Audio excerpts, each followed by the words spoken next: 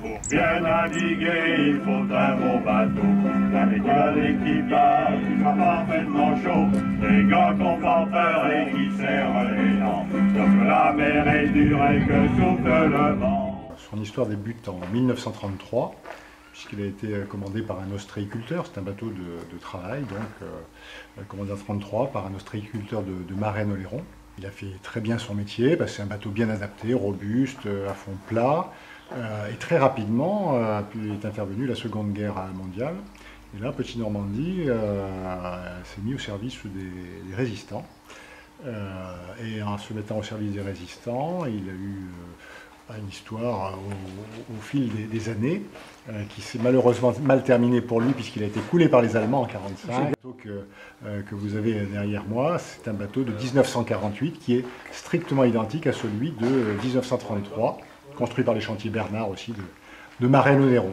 Il y a deux choses. La première chose, c'est que ce sont des bateaux en bois qui sont maintenant, qui deviennent de plus en plus rares. En général, ils finissent leur vie dans des vasières. Et puis la deuxième raison, tout aussi importante, c'est précisément cette histoire, donc ce passé militaire du bateau qui a servi à la lutte contre l'occupant.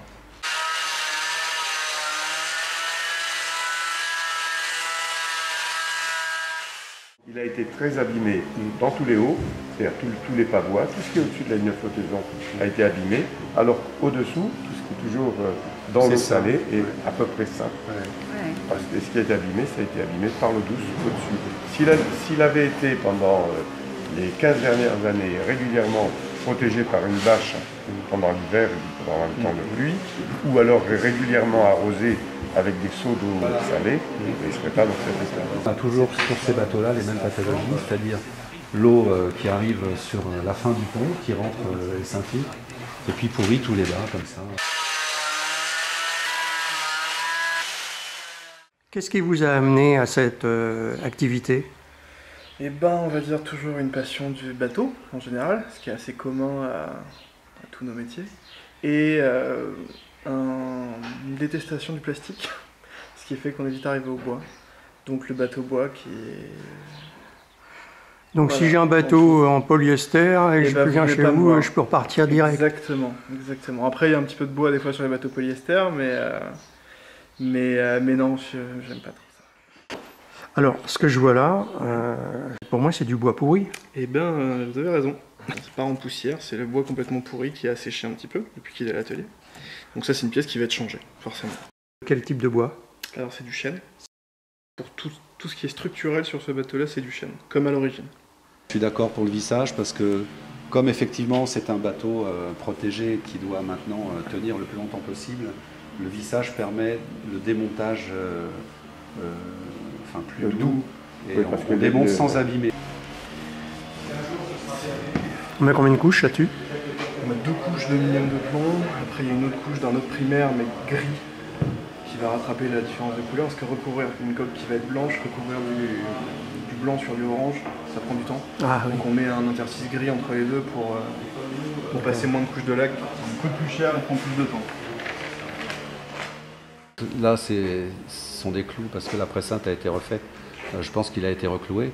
Donc ici là, il y a une feuillure, on appelle ça la rablure, il y a une feuillure qui vient recevoir le bordage ici. Et pour enlever l'étrave, il va falloir sortir les morceaux qui ont été écartés, les écarter comme ça, et puis rentrer l'étrave en la faisant glissant, en conservant la rablure, donc c'est très complexe.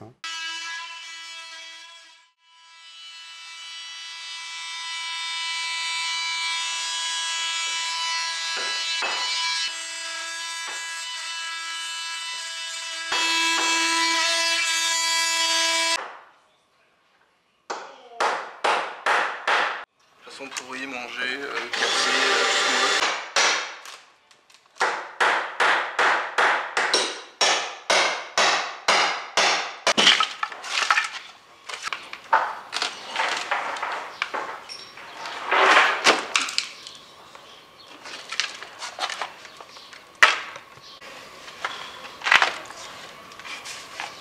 Ça c'est manger de chez manger quoi.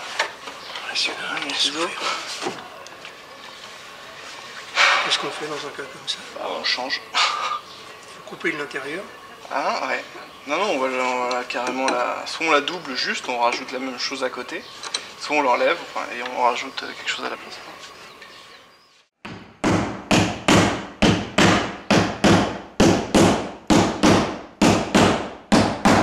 On est dans la dernière ligne droite là, presque. C'est pas encore la dernière ligne droite. Hein. On a un bon mi-parcours, on va dire. Bon, cette phase-là, c'est quoi comme appellation? Le bordage. Le bordage. Donc on reprend tous les bordels qui étaient donc en mauvais état, cassés, ou qu'on a dû faire sauter pour changer les pièces plus importantes. Compte tenu des températures, là, est-ce que vous allez être amené à mouiller le bois ou pas? Il est déjà mouillé. C'est déjà fait? C'est ça, vous voyez des toiles de jute à l'intérieur du bateau, qui sont mis au point un petit peu sensibles, qui gardent l'humidité.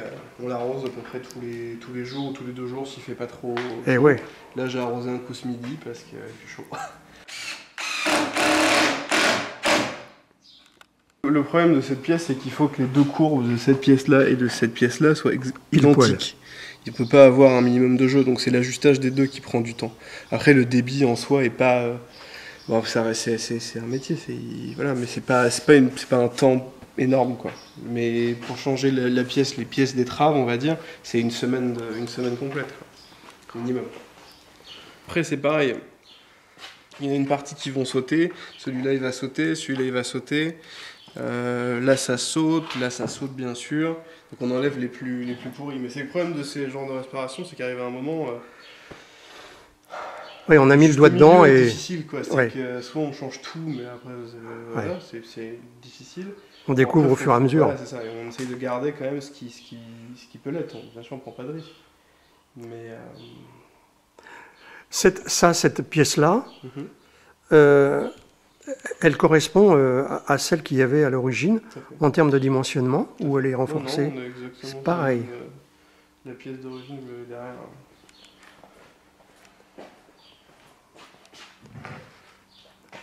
Eh oui. C'est ça. Bien sûr un peu plus long. Ah, effectivement, c'était ça, oui. C'était ça.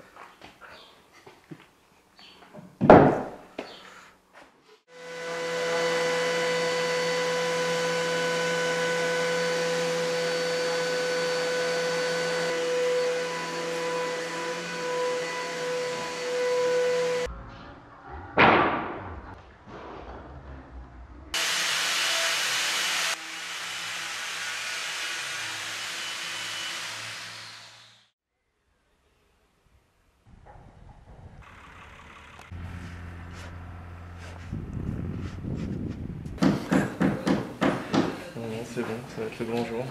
C'est bon. Compte à rebours pour la mise à l'eau. Combien d'heures? Allez, on va dire 3, 2,5.